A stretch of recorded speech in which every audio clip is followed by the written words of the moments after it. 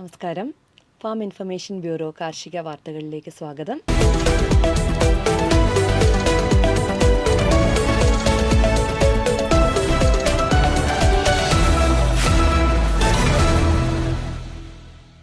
കേരള കാർഷിക സർവകലാശാലയുടെ വാഴക്കുളം പൈനാപ്പിൾ ഗവേഷണ കേന്ദ്രത്തിൻ്റെ ആഭിമുഖ്യത്തിൽ കായംകുളം കൃഷി വിജ്ഞാന കേന്ദ്രത്തിൽ 2026 മെയ് 5 പൈനാപ്പിൾ, പാഷൻ ഫ്രൂട്ട് പഴങ്ങളിൽ നിന്നുള്ള മൂല്യവർദ്ധിത ഉൽപ്പന്നങ്ങളെക്കുറിച്ച് ഏകദിന പരിശീലന പരിപാടി സംഘടിപ്പിക്കുന്നു.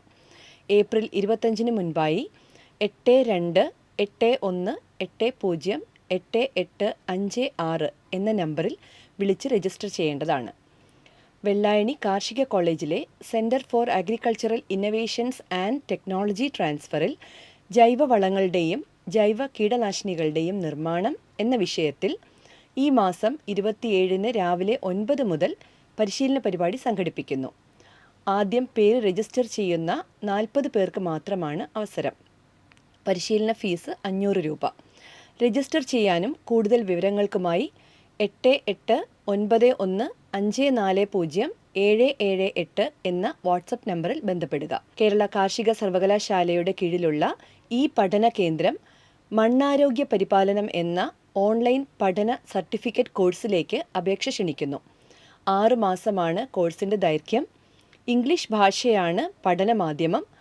50% മാർക്കോടുകൂടി SSLC അല്ലെങ്കിൽ തത്തുല്യ വിദ്യാഭ്യാസമാണ് ഏറ്റവും കുറഞ്ഞ യോഗ്യത. താൽപ്പര്യമുള്ളവർ www.celkau.in എന്ന വെബ്സൈറ്റിലെ ഈ കൃഷി പാഠശാല മുഖേന രജിസ്ട്രേഷൻ ചെയ്യാവുന്നതാണ്. Course 2026 May 15 ആരംഭിക്കുന്നതാണ്. കൂടുതൽ വിവരങ്ങൾക്ക് 047724386567 എന്ന നമ്പറിലും 8547837256 എന്ന ഫോൺ നമ്പറിലും ബന്ധപ്പെടാവുന്നതാണ്. കാർഷിക നിർദ്ദേശം.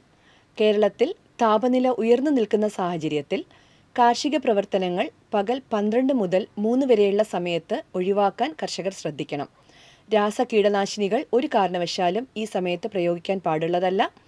ഇനി വേനൽക്കാലത്ത് അനുവർത്തിക്കാവുന്ന ചില കൃഷിമുറകൾ പരിചയപ്പെടാം. മേൽമണ്ണ് ചെറുതായി ഇളക്കിയിടുന്നത് വേനൽ മഴയിൽ നിന്നും ലഭിക്കുന്ന ജലം മണ്ണിൽ തന്നെ സംഭരിച്ചു നിർത്താനുള്ള നല്ലൊരു മാർഗമാണ്. ഇതിനായി തെങ്ങിൻ തോപ്പുകളിലും മറ്റും വേനൽക്കാല ഉഴവ് അനുവർത്തിക്കാം. വേനൽമഴ ലഭിച്ചതിന് ശേഷം പയർവർഗ്ഗ വിളകൾ വിതയ്ക്കുന്നതും ഏറെ ഗുണം ചെയ്യും.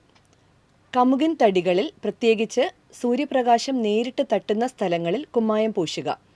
കണിക ജലസേചന രീതി 15 മുതൽ 20 ലിറ്റർ വരെ ഒരു ദിവസം കമുകൊന്നിന് എന്ന നിലയ്ക്ക് അവലംബിക്കുക. കമുകിൻ തടങ്ങളിൽ കരിയിലയും മറ്റും ഉപയോഗിച്ച് പുതയിടുക.